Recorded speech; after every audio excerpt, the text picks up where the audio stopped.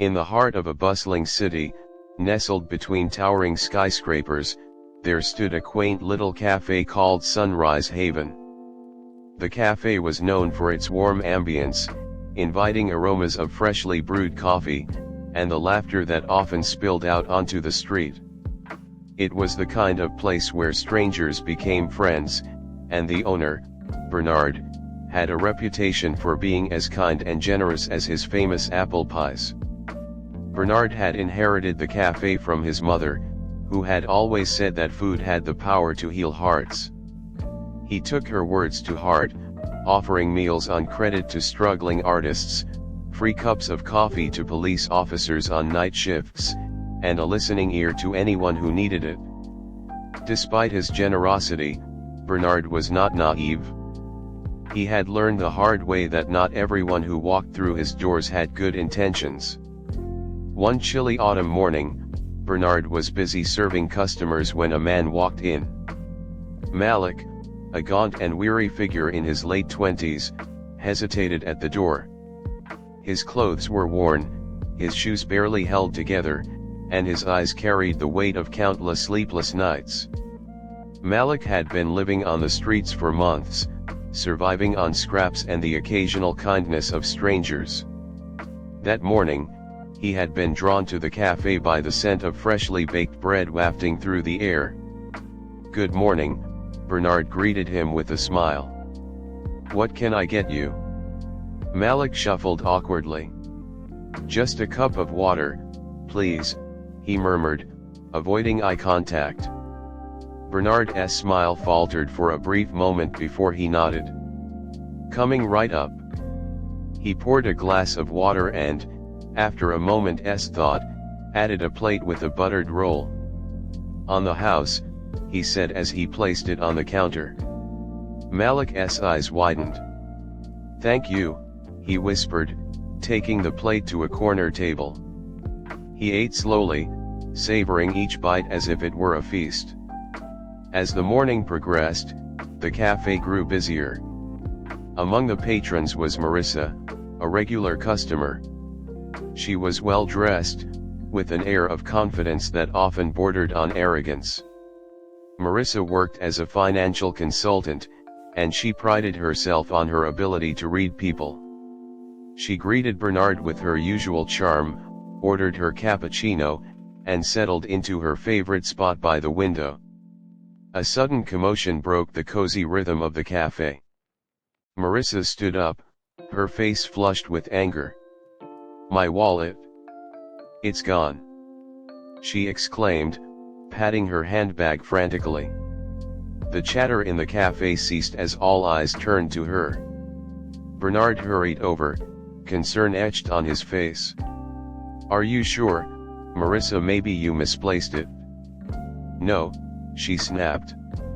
"I had it right here. Someone must have taken it."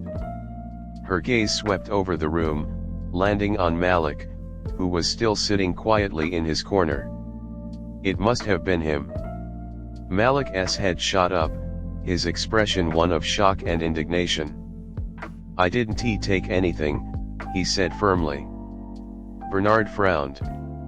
He had dealt with theft in the past, but he had never been quick to judge. "Marissa, let's not jump to conclusions," he said gently. "Malik just came in for some water and a roll. He doesn't seem like the type." "Oh, come on, Bernard," Marissa retorted. "You're too trusting." "People like him," she cut herself off, but her implication hung heavy in the air. "People like me." Malik's voice was low but steady. "You don't know anything about me." The tension was palpable. Bernard sighed, torn between his instincts and the need to resolve the situation. "Let's handle this calmly," he said. "Marissa, are you sure your wallet isn't in your bag?" Marissa emptied her handbag onto the table, her movements sharp with frustration. The wallet was nowhere to be found. "Check his pockets," she demanded, pointing at Malik. Malik stood up, his hands raised. "I have nothing to hide," he said. Go ahead. Bernard hesitated, feeling a pang of guilt as he patted down Malik's coat and jeans. As expected, he found nothing. See, Malik said, his voice tinged with defiance. I told you I didn't take it? Before anyone could respond, a voice called out from across the room. Excuse me, said an elderly man sitting near the counter. I think you dropped this. He held up a sleek leather wallet. Marissa's face turned crimson. That's mine, she stammered, rushing over to retrieve it. She opened it, checking its contents. Everything was intact. Where did you find it? Bernard asked. It was under the counter, the man replied. Must have slipped out when she was paying earlier. A heavy silence settled over the room. Marissa turned to Malik, her expression a mix of embarrassment and regret. I'm sorry, she said. I shouldn't have accused you. Malik gave her a long, measured look before nodding. It's easy to judge, he said quietly. Harder to understand.